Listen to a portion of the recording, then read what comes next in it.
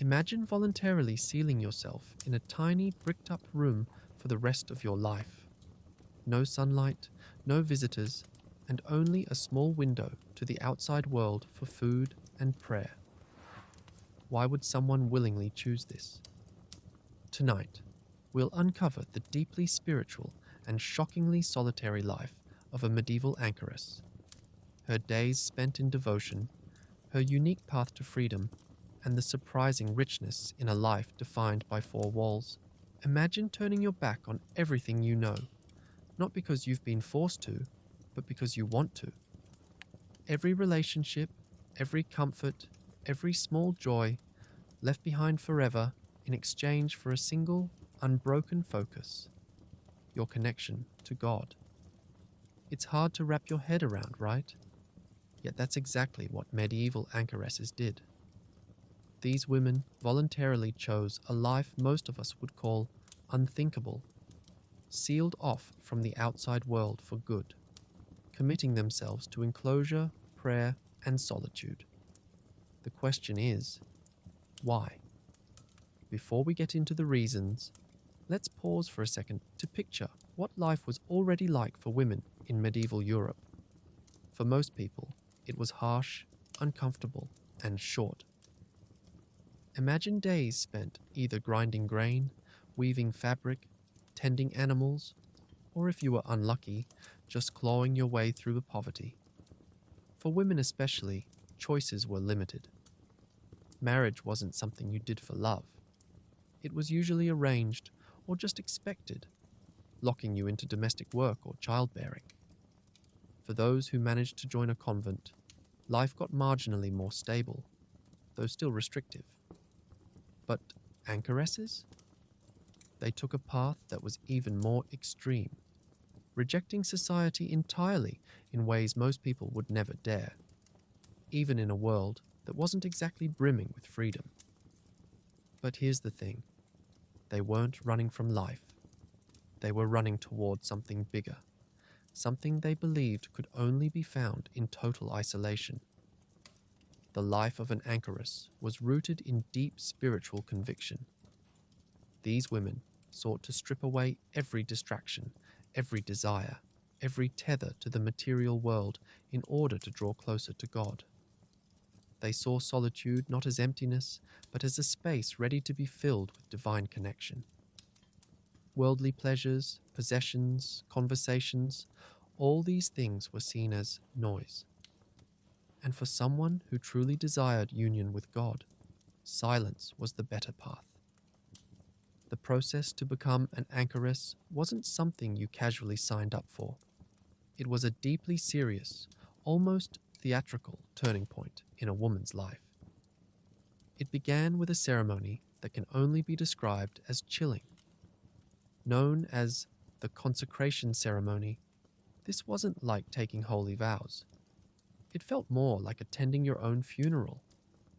The service had everything to reinforce the symbolism. Prayers over the anchoress as though she were a soul departing the living world. A shroud or pall to signify her death to life as she knew it. Then there was the enclosure itself, the dramatic moment when the door to her anchor hold, or tiny cell, was literally bricked up. Yes, bricked. Workers would seal her inside her tiny room, leaving just one or two small openings either for light, food, or confessions. The sound of bricks piling up wasn't just physical, it was emotional. It was final.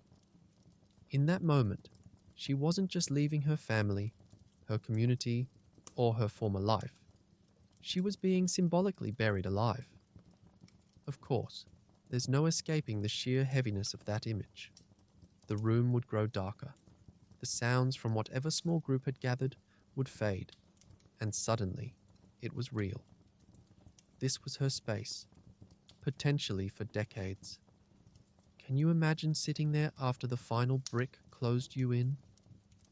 The weight of what you had just done must have been staggering. And yet for these women, it wasn't about fear or regret. They believed they'd made the ultimate sacrifice. They'd given up everything earthly for something sacred and eternal. They were embracing not the end, as it might look to us, but the beginning of a different kind of freedom. It's easy to forget just how counterintuitive that approach would have looked back then, or even now. The Middle Ages were already defined by deprivation. Comfort wasn't exactly on the menu for a lot of people, but you at least had freedom to move around, talk to people, share a drink or a laugh, or just step outside and feel the sun. Choosing to give even that up, every scrap of that basic humanity, was radical. It makes you wonder, what kind of person could muster the willpower to do this? What kind of person willingly stared into a life of stone walls, silence, and routine, then signed their name on the dotted line? The answer is people who saw beyond the walls. Anchoresses believed this extreme separation allowed them to experience an incredible closeness to the divine, a connection impossible to fully grasp unless all distractions were removed. Solitude became their tool, silence became their method. Think of it as purification, stripping away layer after layer of human weakness until what's left is pure focus. It wasn't deprivation for the sake of suffering. It was deprivation as a path to transformation. They even viewed their physical separation as symbolic of leaving behind the impurities of sin and maybe even humanity itself in order to draw nearer to heaven. This isn't to say that becoming an anchoress was some impulsive decision you made on a whim. For one, it wasn't an easy process to qualify. You didn't just get up one morning, declare your new path, and grab a room next door to the church. These women had to demonstrate spiritual readiness, a deep understanding of religious teachings, and often financial means to fund their enclosure. Yes, even something as self-denying as hermitage had paperwork, or whatever passed for paperwork in medieval times. And while most anchoresses were, in fact, women of noble or wealthy backgrounds, others were sponsored by their communities if they were seen as especially devout. Either way, it was a huge commitment, not just for them, but for everyone involved. Once you were in, you were in. But here's where things get interesting. For all the loss, all the sacrifice, anchoresses didn't view themselves as giving up life. They saw themselves as gaining a truer one. The tiny room, the bricked-up window, the dirt floor, those weren't prisons to them. They were purified spaces, places where they could pursue an uncompromised connection with God. And in a strange, paradoxical way, many believed they were freer than the people bustling out in the streets. While everyone else was burdened by the chaos of daily living, an anchoress could focus completely on a single, higher purpose. In their quiet, bricked-up worlds, they found clarity, peace, and even joy. What might sound like unimaginable hardship to most was for them a kind of indescribable liberation. Of course, none of this answered the deeper question of what it felt like to actually live this choice day to day. What were the mental and spiritual consequences of such radical isolation? That's where we start to unravel the psychological and emotional landscape of the anchoress. Because behind every prayer, every whisper of devotion, there was a mind grappling with silence, monotony, and something close to timelessness. It's one thing to embrace solitude as an idea, but to live it at this scale? That's a journey few of us could truly imagine taking. Why not step inside those walls, at least metaphorically, and see what happens when nothing is left but you, your thoughts, and, hopefully, your faith? Picture this. Your entire world is reduced to a room that isn't much bigger than a modern walk-in closet. No sprawling views, no doors to step outside, just 4 cold stone walls, and that's your life. It's hard to even imagine living in such a space for a few days, let alone years. but this was the reality for a medieval anchoress. Her anchor hold, the physical cell where she lived and prayed, wasn't just a form of isolation. It was a deliberate and symbolic decision to step away from everything worldly. Let's step inside one of these rooms to see what it was really like. Anchor holds were tiny, dimly lit spaces attached to a church, places where every detail had a purpose completely aligned with an anchoress's spiritual goals. First, the rooms were small. And I don't mean small in the way we describe tiny homes on a trendy Instagram feed. I mean genuinely cramped, basic, and plain, designed to minimize anything beyond the essentials. The walls were thick stone, unadorned and cold, especially during bitter medieval winters.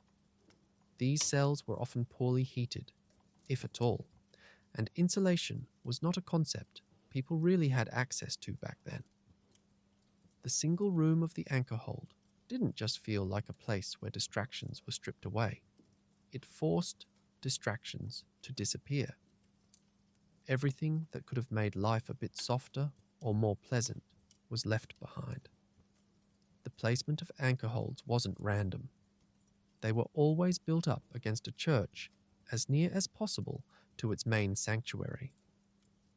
This allowed for the first and most unique feature of an anchor hold, the prayer window. Think of it as a permanent, direct line to God, or at least to a church service. This small opening let the anchoress participate in a limited way with the religious rituals happening inside the church. She might hear the priest's voice reciting prayers or catch a faint echo of the congregation singing hymns. The prayer window wasn't just practical, though. It was symbolic. It reinforced this idea that while she was physically removed from her community, she was spiritually connected to it. Her isolation was never meant to be selfish or about hiding from the world. The sounds and rhythms of church life became her connection to a larger spiritual whole. And while the prayer window faced inward toward the church, there was another, smaller window too. This one faced the outside world, or, more accurately, it functioned as her interaction point with the people she'd technically left behind. This little window, often nicknamed a squint or hagioscope, was her lifeline. Through this, her community brought her food, drink, maybe a blanket if she were lucky. It wasn't exactly a gourmet delivery service, but it kept her alive. It also allowed for occasional conversation. Visitors might come to ask for her prayers, seek spiritual advice, or confess sins. She might have even handed small written prayers or blessings through the squint, though naturally these interactions were brief. That little window gave her access to just enough of the outside world to sustain not just her body, but her role as a holy woman.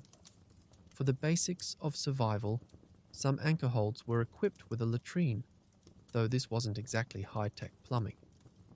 Many anchoresses lived in cells that were even simpler, just a chamber pot tucked into a corner.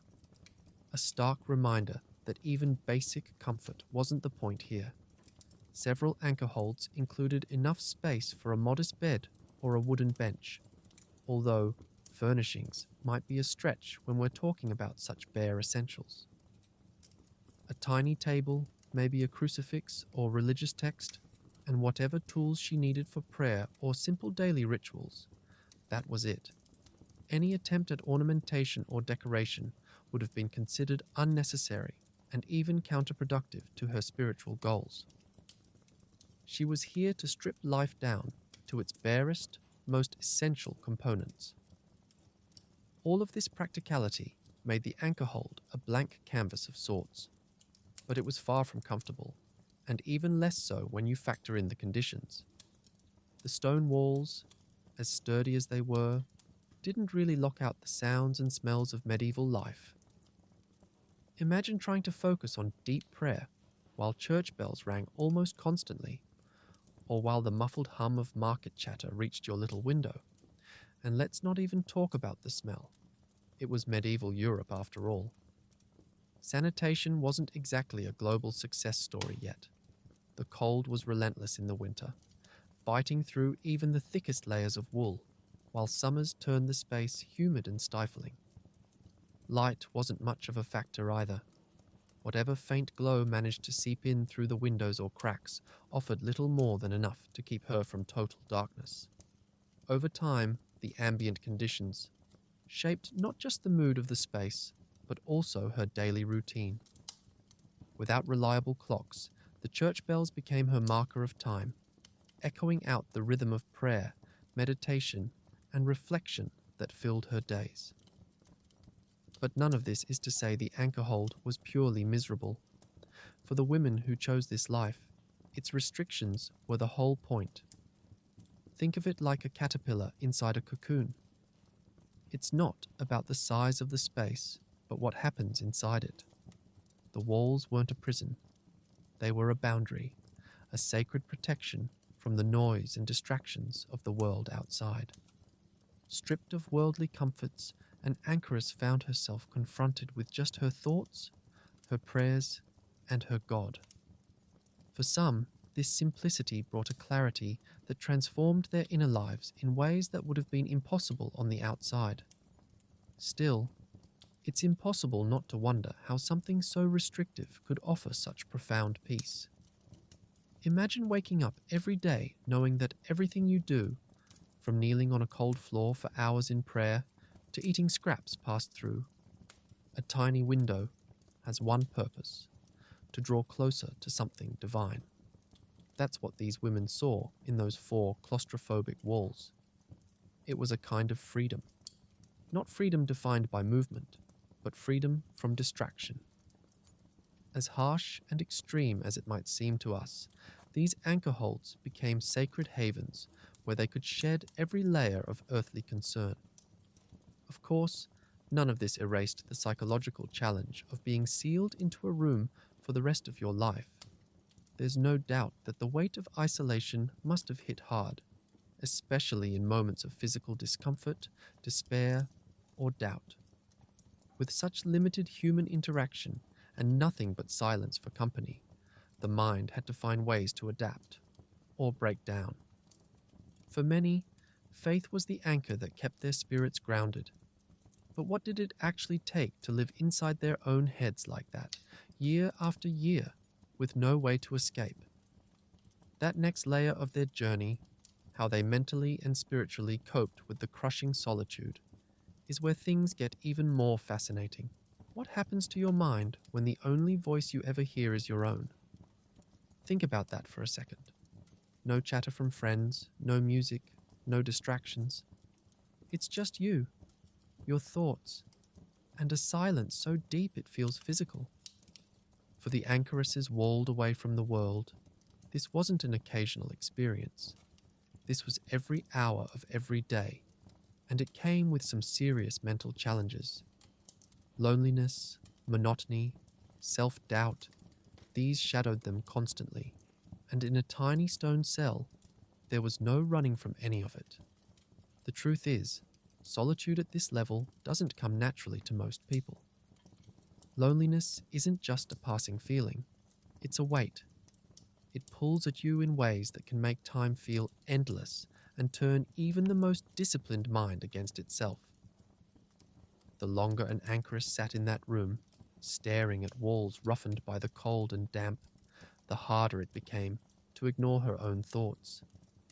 Monotony pressed down like a thick fog. Morning prayers faded into midday prayers, and those blurred into the quiet hours of the evening. The days bled together so completely that keeping track of time became its own strange challenge. Without routines, without focus, the mind could slip into despair, or worse. It wasn't just the lack of companionship or stimulation that made this difficult. Deprived of the typical interactions that shape most people's sense of who they are, anchoresses faced profound self-doubt.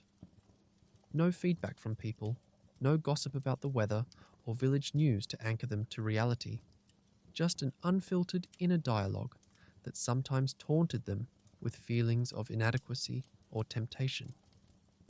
Was she praying hard enough? Was her sacrifice even meaningful? Isolation has a way of turning silence into a mirror, forcing you to confront every imperfection, every weakness. And when you're enclosed in a space no larger than a walk-in closet, that mirror feels like it's inches away from your face. Believe it or not, the very simplicity of their lives was both the problem and the solution. The key to surviving this level of isolation was structure, and Anchoresses built theirs around spiritual practices. Prayer was more than just a religious act. It became a lifeline. Their days were filled with constant cycles of recitation, from repeating the Psalms to whispering personal meditations. The repetition of these rituals wasn't just about honoring God. It gave them something to hold on to, a rhythm to carry them through the silence. Every word they spoke aloud reminded them why they were there, pulling them back whenever their minds started to spiral. Meditation added another layer, drawing their focus inward, not to dwell on the walls or the quiet, but to connect with an ideal greater than themselves. For some, writing also became a form of coping. Prayerful reflections, theological musings, even small notes, these acts of creation gave a sense of purpose in a world stripped of almost everything else. Even with these practices, no one was expected to navigate such crushing solitude entirely alone. The role of the spiritual advisor, or confessor, was crucial. These confessors were the one consistent tie Anchoresses had to the outside world. Their advice provided not only religious guidance, but also an occasional human presence, something rare but deeply necessary. Imagine sitting in silence for weeks, months even, then hearing another voice, someone asking about your struggles, encouraging your faith, or just reminding you that someone else understood what you were doing and why. Their visits weren't frequent, but they were steady. Like a drop of water on dry land, that connection could make all the difference. And while the confessors filled a practical role, the anchoresses themselves carried the bulk of the emotional and spiritual work. Their isolation became a crucible, pushing them to extremes no one else around them experienced. What's interesting is how this challenge played out, not just then, but compared to modern understandings of isolation. Studies now show that prolonged solitude can have a complicated impact on the mind. We know it can lead to anxiety, depression, even hallucinations, as the lack of external feedback warps perception. But, and this is where it gets fascinating, there's another side to this coin. Solitude can also be transformative. People placed in controlled isolation often report finding a deeper sense of self or a clarity they didn't have before. It's uncomfortable, yes, but it seems to shine a spotlight on the things within us that normally stay buried under the noise of everyday life. Anchoresses lived on that edge, the place where solitude could either break them or help them grow. For those who endured it, who surrendered to the silence instead of resisting it, the rewards were profound. Some spoke of moments of transcendence, an overwhelming sense of divine presence so powerful it seemed to collapse the walls of their cell entirely. Others wrote of a deep inner peace they found in their isolation, as if they'd finally stripped away all the distractions and chaos to uncover what really mattered. These moments were fleeting, yes, but their power was undeniable. They gave purpose to all those lonely hours, those struggles with monotony and doubt. And every time an anchoress experienced one, it affirmed that her choice to live this way wasn't in vain. In a way, these breakthroughs transformed the cell from a cage into something much more profound. They found freedom not in moving beyond the physical confines of their world, but in transcending the emotional and spiritual limits they placed on themselves. And that's why this extreme life of solitude, as alien as it seems to us, was never really about escape. It was about facing those inner struggles head on. By shutting out the world, they turned their anchor hold into a space where they could wrestle with doubt, dig into their faith, and find a connection many of them believed genuinely transformed their souls. It's impossible to ignore how paradoxical this whole existence was. On the one hand, the silence could be maddening, crushing, even dangerous if left unchecked. Human beings are wired to crave connection. It's a need as basic as food or water. And yet, for these women, deliberately rejecting that connection had the potential to unlock something extraordinary. A deeper understanding of who they were, where they fit into the grand scheme of things, and what it meant to truly dedicate oneself to the divine.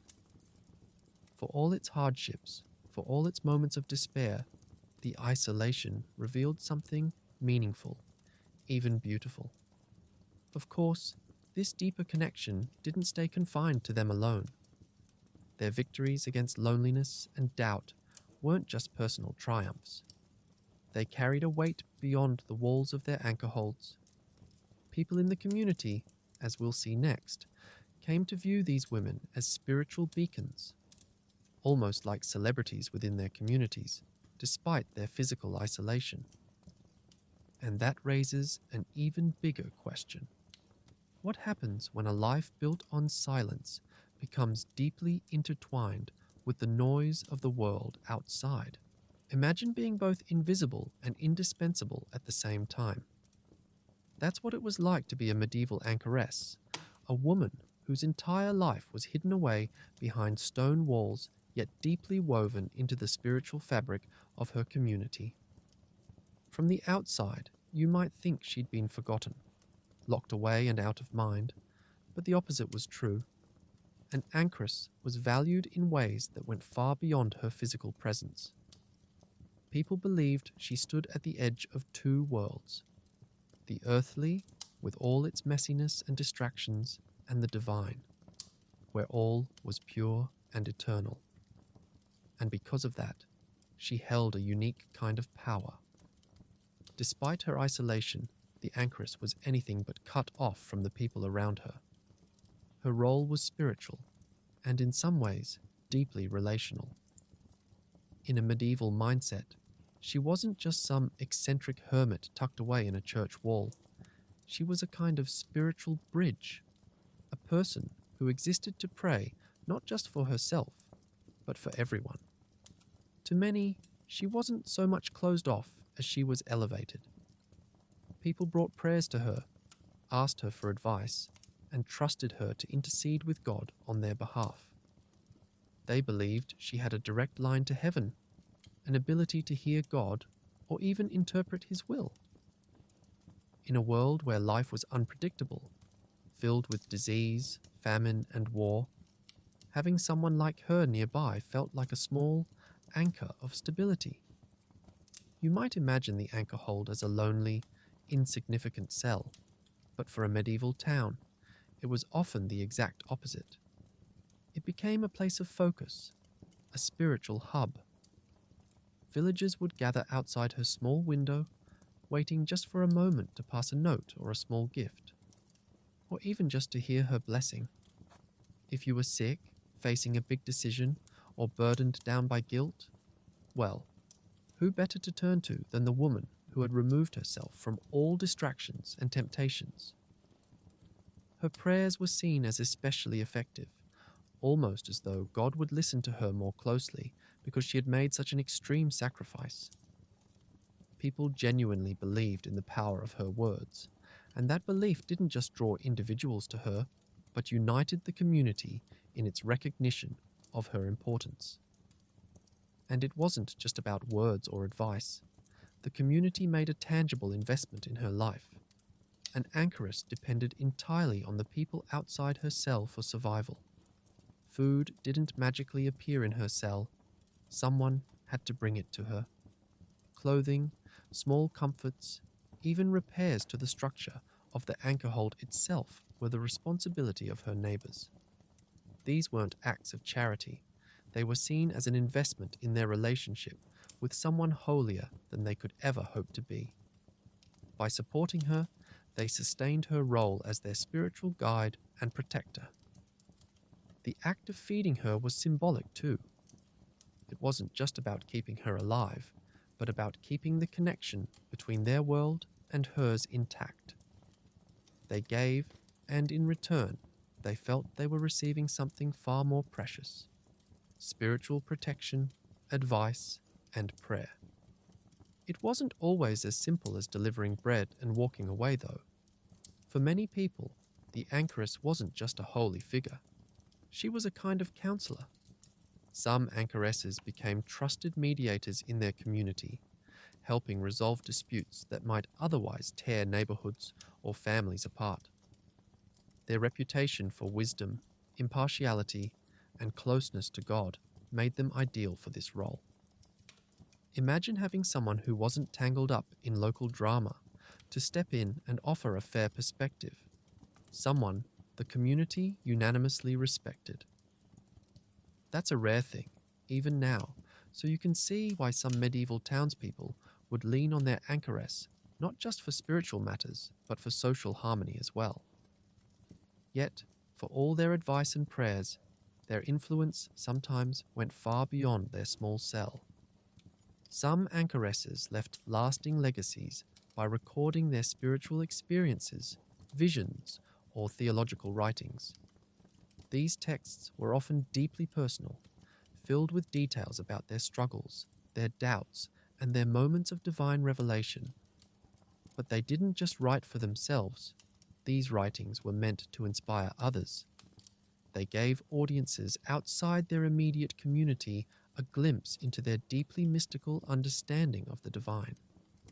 And for people hungry for spiritual guidance, these texts had extraordinary power. Some even shaped broader religious thought or influenced future generations of theologians and mystics. The allure of an anchoress as a holy figure wasn't limited to just villagers either. Occasionally, her reputation grew so large that people from far away, sometimes even members of the nobility or clergy, would make the journey to visit her. These weren't casual drop-ins, of course. They often had a purpose, whether seeking advice, blessing, or the validation of her insight. The fact that someone of higher rank or greater privilege would seek out someone walled into a stone room speaks volumes about how much spiritual authority these women could command. And, for the anchoresses themselves, this recognition added a layer of responsibility. If people as powerful as a bishop, or even a lord, turned to her for insight, how could she afford to falter? That expectation, though, didn't come without its pressures. Being revered as a living example of holiness meant there was also little room for mistakes. People saw her as a spiritual ideal, someone above all the worldly weaknesses they struggled with. And that perception created an unspoken demand. She had to remain above those weaknesses, even while facing all the isolation and monotony of her life in solitude. The very sanctity that gave her life purpose could also weigh heavy on her shoulders. Every prayer she said, every word she shared with a visitor, had to meet the expectations of those who looked up to her. But even with all these community ties, her life as an anchorite still came back to her simple, solitary existence. She wasn't out in the streets or sharing meals at a table. Most of the time, her role was carried out quietly, through prayer and reflection, far away from the noise of daily life. That paradox, that she could be so physically distant but so spiritually connected, defined the entire relationship between an anchoress and her community. No one saw her, yet they felt her presence everywhere. She was essential and invisible, grounded in solitude, yet somehow central to daily life outside her cell. It's this unique tension that made the Anchoress a figure of both fascination and reverence. To the townsfolk, her cell wasn't just a stone room, it was a sacred space, the place where great spiritual battles and profound prayers happened every day. To the Anchoress herself, though, it was her whole world, a space where she confronted doubt, temptation, and the limits of her own strength. And yet, in the middle of all that, she managed to be something more than just a solitary figure. She became a spiritual leader, part of the world even as she separated herself from it. Her role was shaped not just by the boundaries of her cell, but by her daily practices. Every prayer, every act of devotion was part of a structured life built for one purpose: to grow closer to God. Which leaves one big question. What exactly did her routine look like? How did she fill the endless hours of her day when every moment was the same as the one before? Now that we've seen how her life tied her to the community, let's step inside her daily practices and find out what it truly meant to live that way. How do you stretch out the same routine, day after day, in a space no larger than a storage closet? For a medieval anchoress, the answer was simple: structure, discipline, and a focus so sharp it cut through the monotony of solitude. Her life wasn't just about passing the time. Every moment of her day was spent with a higher purpose in mind, shaping a routine that revolved around prayer, reading, meditation, and acts of devotion. Let's step into an anchoress's schedule and see how she filled the long, silent hours. It all started early, very early. The first prayers would often be said at the crack of dawn or earlier, following the rhythm of the divine office, also called the Liturgy of the Hours. This wasn't just a one-time thing she checked off her to-do list. The divine office divided the day into 7 canonical hours, each marked by specific prayers, hymns, and readings. Matins and lauds came in the stillness before sunrise, followed by prime, terce, sext, none, vespers, and finally compline in the evening. This constant rhythm gave her life a sense of structure and purpose, even when the days must have felt endless. It wasn't just about saying words, though. Each prayer cycle connected her to something bigger: the wider church, the ongoing liturgical year, and the sense that her little cell wasn't so far removed from the world after all. Religious texts shaped much of her daily activities. The Psalms, full of poetry and praise, were a cornerstone of her routine. Some anchoresses memorized them, reciting passages over and over as part of their prayers. And it wasn't limited to the Psalms. Portions of the Gospels or spiritual manuals were also read, offering guidance for meditation and prayer. These books weren't just sources of comfort, they were tools. The words within them became a way to engage with God, reflect on her own humanity, and stay mentally focused in the face of isolation.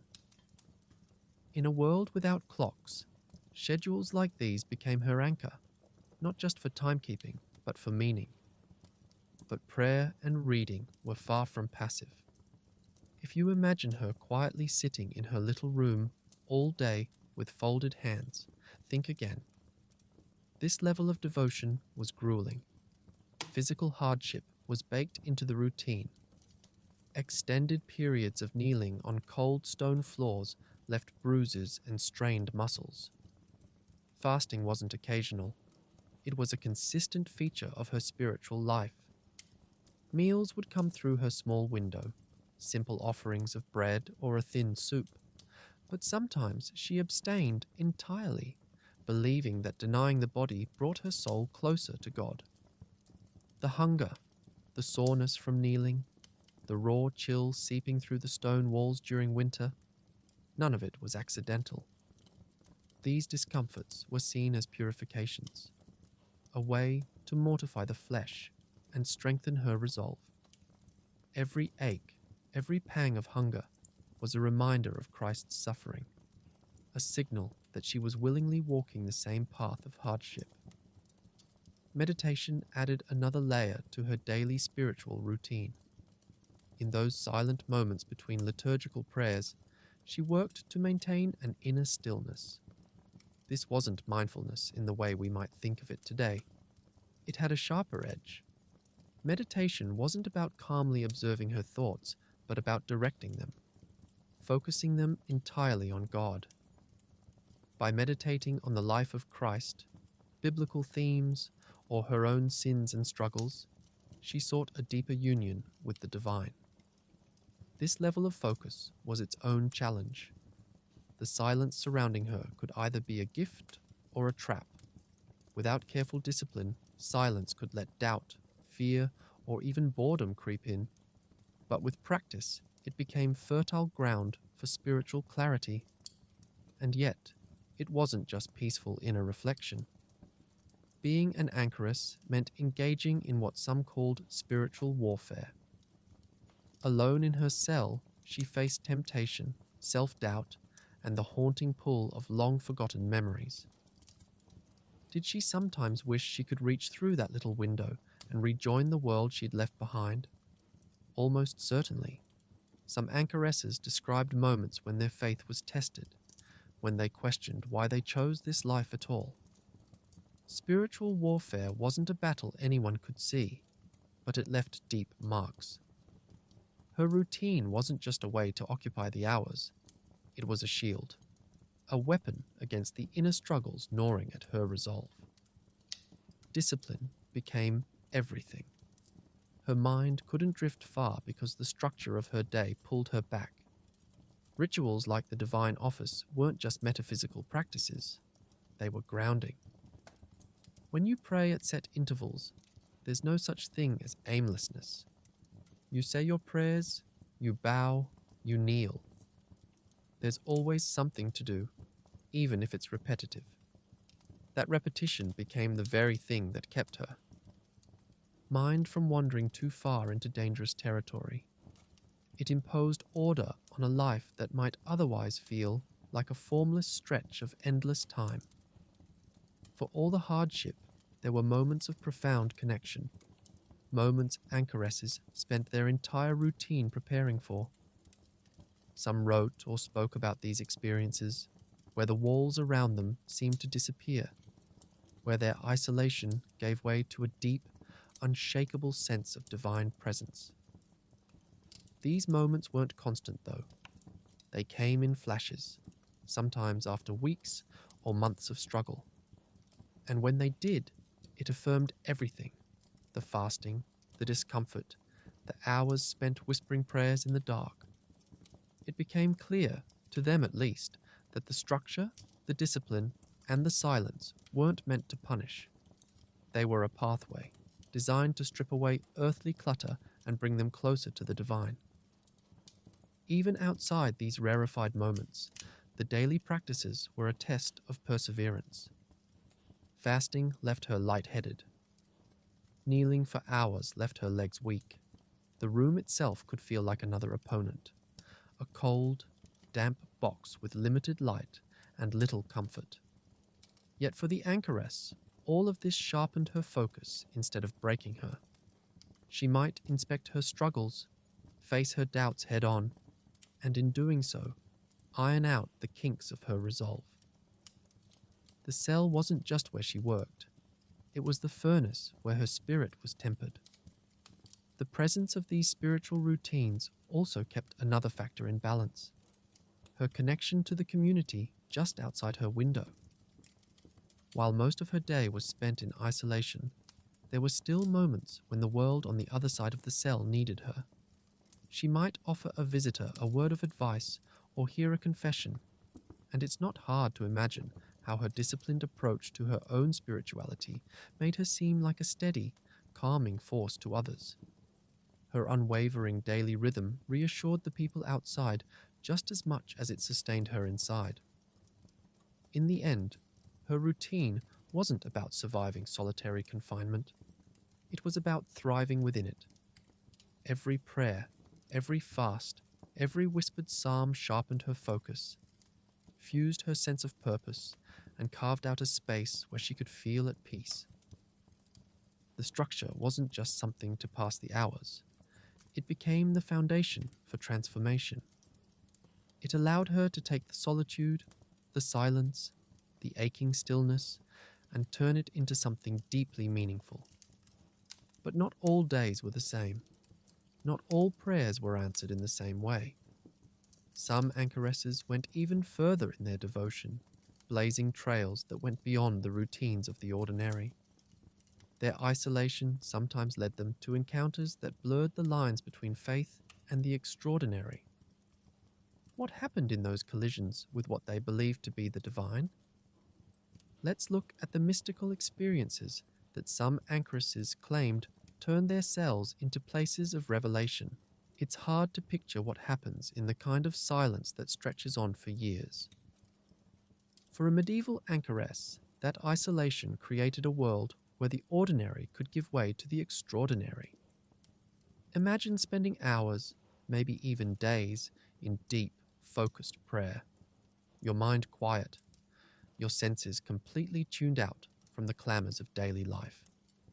What happens when all of that energy is directed inward or upward? For some anchoresses, it led to moments that were as dazzling as they were mysterious. Visions, voices, and what they believed to be divine revelations.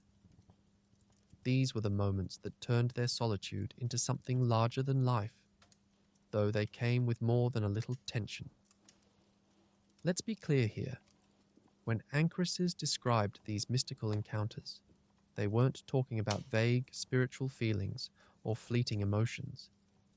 They spoke about events that seemed as real to them as the floor beneath their feet. Julian of Norwich, an anchoress who became one of the most well-known figures in medieval spirituality, wrote in great detail about her visions. Her visions were vivid, almost painfully so, and centered on the crucified Christ. They weren't just poetic descriptions, they felt tangible, raw, and immediate. In her writings, Julian described these moments as revelations of divine love, given directly to her like a gift. And she wasn't alone. Other anchoresses wrote of hearing disembodied voices offering comfort or instruction, and some reported sensations as if the presence of God physically filled the room. Now, whether you think these were genuine encounters or something more psychological, there's no denying the emotional and spiritual weight they carried. For society at that time, these visions were interpreted as signs of divine favor. People believed the anchoress's extreme self-denial made her a clearer vessel for God's presence, almost like tuning a radio dial until the static disappears. The logic went like this. If someone cuts themselves off so thoroughly from earthly distractions, maybe they become uniquely able to access something that's completely beyond this world. That's how most medieval communities saw it anyway, which only strengthened their reverence for these women.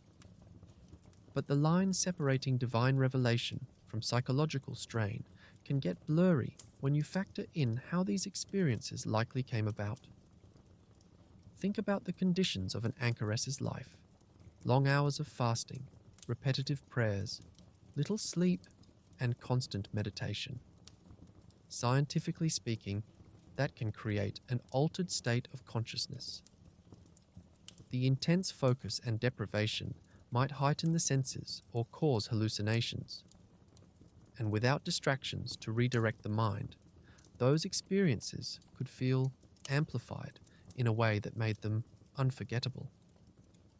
This isn't to say that these visions weren't real to the anchoresses. In fact, they often saw them as the high points of their spiritual journey. But it's hard not to wonder if what they interpreted as divine might have also been their bodies and minds reacting to extreme isolation. Of course, nobody at the time was asking these kinds of questions. The church and their communities saw these mystical experiences as evidence of spiritual advancement. An anchoress who received visions was often elevated even further in the public's eyes, celebrated as someone uniquely connected to God. And let's not forget how limited education was back then for most of the population. For many people, these women weren't just spiritual guides. They became literal interpreters for the divine, able to explain what God's will might be. Julian of Norwich again gives us the clearest example. Her writings, later collected as the Revelations of Divine Love, didn't just highlight her own experiences. They also offered insights into theology that were surprisingly radical for her time. In her visions, she saw God's love as encompassing and merciful, which pushed against some of the harsher, more fear-based religious ideas that were popular in her era. This wasn't just mystical rambling. It was thoughtful and deeply spiritual work that influenced Christian thought for centuries. But here's the thing. Even though Julian wrote in incredible detail about her revelations, not everyone had the tools or the willingness to communicate their experiences so clearly. For many anchoresses, trying to explain what they'd seen or heard became its own challenge. These encounters were deeply personal and often completely outside the realm of everyday language. How do you describe something no one else has seen? How do you put into words a sensation so overwhelming it barely fits in your own head? Even Julian, for all her clarity, often struggled with this. She wrote that her visions were beyond human, understanding, as though they happened on a level so far removed from reality that words simply couldn't do them justice. And yet, medieval communities weren't exactly known for their patience when it came to things they couldn't grasp. Anything that deviated too far from what leaders deemed orthodox ran the risk of being labelled heretical, or worse. But perhaps the hardest part wasn't convincing others. It was grappling with what these visions meant on a personal level.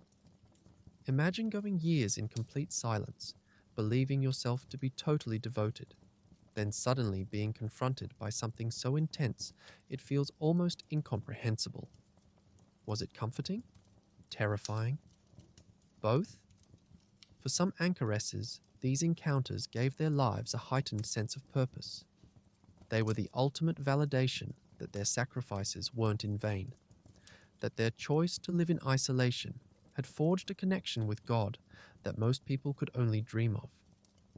But there was always the lurking question: was this proof of holiness, or was it the mind playing tricks? The uncertainty around their experiences hung heavy over this part of their lives. Some anchoresses, particularly those with a strong reputation like Julian, found ways to use their visions to deepen their spiritual leadership. Others, less fortunate or less skilled at expressing themselves, likely kept these encounters to themselves, avoiding the risk of misunderstanding or suspicion. In both cases, the experiences became central to their lives, shaping how they viewed themselves and how others viewed them. But whether these moments were private or public, they had one thing in common. They reaffirmed that isolation didn't have to mean emptiness. If anything, the silence and solitude opened the door to an entirely different way of experiencing reality. Far from being confined by their walls, these women found ways to transcend them mentally and spiritually. Their anchor holds became the settings for events that were, for them, beyond anything the outside world could offer. It's impossible to fully understand what these moments looked or felt like. Were they purely spiritual? Were they born of the mind's attempt to cope with extreme isolation? Or were they, somehow, a little of both? At the time, no one asked these questions. To the people who depended on and revered these anchoresses, the experiences were nothing less than holy. Every vision, every revelation became part of a larger legacy, inspiring both awe and devotion in those who heard about them.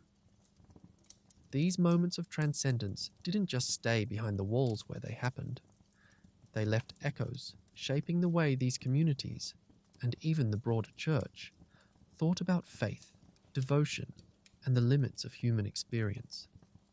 and those echoes kept traveling long after the anchoresses themselves passed on.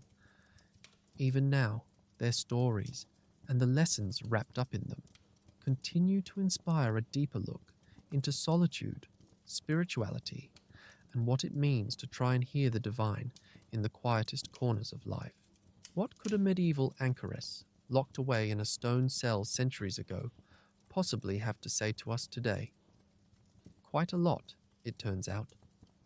While their lives seem impossibly distant, they challenge so many ideas modern society takes for granted. What happiness means, what makes a life fulfilling, and how we even think about solitude. For all of our conveniences and connectivity, we tend to view being alone as a kind of failure, something to avoid at all costs. Anchoresses didn't see it that way. They saw solitude as an opportunity, a space where freedom, purpose, and connection could thrive in ways the outside world couldn't match. And maybe, just maybe, there's something in their story worth borrowing. It's strange to think about how much we fear being alone now, given how connected we are. Social media, instant messages, endless streams of entertainment. It's constant noise, a way to avoid the silence at all costs. But the life of an anchoress flips that modern fear of quiet on its head. They didn't just embrace solitude, they chose it. For them, being alone wasn't about cutting themselves off, but about diving deeper into their faith, into an understanding of themselves, and even into a more meaningful connection with their community. In a world like ours, where loneliness and overstimulation seem to run neck and neck, there's something refreshing about that mindset. The purpose behind their isolation is what really stands out. It wasn't about running away from the world or avoiding challenges. Instead, their solitude had a focus, a deliberate stripping away of anything unnecessary to make room for what truly mattered. They believed freedom didn't come from endless options or avoiding limits. It came from commitment. By locking themselves, quite literally, into a single path, they freed their minds from all the competing distractions pulling at us in the modern world. Emails, notifications, advertisements, all the clutter that fights for our attention. Imagine how much calmer life could feel if you could just shut all of it out for a moment. Not forever, necessarily, but even just a day. And it wasn't just about rejecting distractions. The Anchoress's way of life wasn't empty or joyless, it was intentional. Take their daily routine, prayer, meditation, repetitive cycles of the divine office. On the surface, it might seem monotonous, but there was meaning baked into every moment. Their routines created structure, stability, and focus in an environment where time could easily blur into a shapeless expanse. In some ways, that's not so different from what modern mindfulness practices aim to achieve. Think about it. Mindfulness is all about staying present, letting go of noise, and finding richness in the simplest moments. Swap out the ancient psalms for breathing exercises, and the intention feels remarkably familiar. Like the Anchoress, it's about creating space to connect with something deeper, whether you call it God, the present moment, or just your own clarity. It's also impossible to ignore the similarities between their lives and modern retreat culture, those growing trends where people step away from their lives to reset. Whether it's a silent meditation retreat or a dedicated time of spiritual detox, the appeal is always the same. Escape the noise, reflect in peace, and come back to life with a deeper understanding of yourself. For many of us, a weekend retreat feels radical. For the Anchoress, this was her everyday reality. She wasn't just retreating temporarily, she lived inside that space of reflection. Her entire life was about cultivating inner peace and focus, not as a vacation from reality, but as the point of it. It's a reminder that maybe stepping back isn't just a luxury. It's essential for finding clarity in a crowded world. But the real impact of the Anchoress wasn't just inside her cell. That's the part that makes their lives so relevant today. Their solitude wasn't isolation in the way we think of it. Cut off, forgotten, alone. If anything, they were deeply connected to the people around them, even from behind walls. Villagers brought them food, confessions, prayers, and sought their wisdom for everything from personal struggles to theological questions. What's surprising is how tethered they remained to their communities, even while separated. Their solitude wasn't a rejection of human connection. It was a way to serve on completely different terms. Being alone gave them clarity and focus, and that focus rippled outward to everyone who relied on them. It's a humbling thought in a modern culture that prizes hyperproductivity, constant interaction, and being endlessly on. Maybe stepping away from it all doesn't mean abandoning others. It means showing up for them in a better, more meaningful way. Their lives also confront modern ideas about happiness and fulfillment. And don't worry, I'm not about to tell you to go live in a cave to find meaning. But think about it. We're told happiness comes from having more. More choices, more stuff, more experiences. For an anchoress, the opposite was true. The fewer distractions in her life, the clearer her purpose became. Bare walls, daily rituals, and long hours of prayer didn't feel like deprivation to her. They felt like clarity, freedom from the noise that blinds us to what's really important. And while most of us aren't about to trade our screens for stone cells, the principle rings true. Simplicity can be its own kind of abundance when it's chosen intentionally. That intentionality, a word that keeps coming up, is what makes their legacy so powerful. These women weren't swept into their lives by accident or outside pressure. They made a choice, one that was shockingly radical and deeply personal. And that's also why their solitude feels so different from loneliness. Loneliness is about the absence of connection, but the solitude of the Anchoress wasn't empty. It was full of purpose, clarity, and moments of transcendence. They remind us there's more to being alone than what society often paints it as. Something to avoid, something to solve as quickly as possible. When solitude is chosen, it can transform into a source of strength, an opportunity rather than a punishment. It's worth noting that these lessons don't just apply to grand gestures or monumental life changes. Their lives remind us of the value of even small moments of stillness. Whether it's taking intentional pauses in your day, resisting the urge to chase constant distractions, or reconnecting to the things that matter to you, there's a kind of freedom that comes from those little islands of calm. The Anchoress's commitment was absolute, sure, but even in miniature, that same focus on quiet and simplicity can be game-changing in a world filled with so much noise. What's most striking is how much richer their lives were than we often assume. On the surface, locked away in stone rooms, it would be easy to call it a life of deprivation. But now we know how much depth their solitude held, not just for themselves, but for their communities and even future generations. Their simple lives may not fit our usual definitions of success, but they leave us with a lasting question.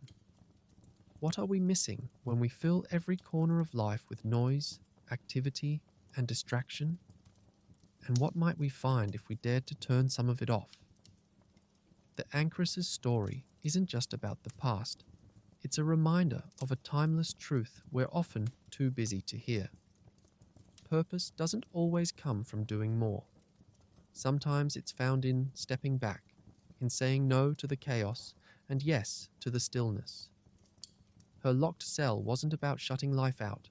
It was about finding something rarer and infinitely more valuable within. And that might just be her greatest legacy. A reminder that solitude, when chosen, opens doors that nothing else can. Solitude, when chosen, offers a freedom most of us rarely consider. For the Anchoress, her walled cell wasn't a prison. It was a space for self-discovery and purpose. Her life shows that stepping away from distractions doesn't mean emptiness. It creates room for clarity and connection. Maybe that's what we're missing in all our noise, the strength that comes from stillness. So think about it. How can you create your own moments of quiet? Let me know in the comments. The Anchoress's life was confined, sure, but in its simplicity, it found a depth and richness that still inspires.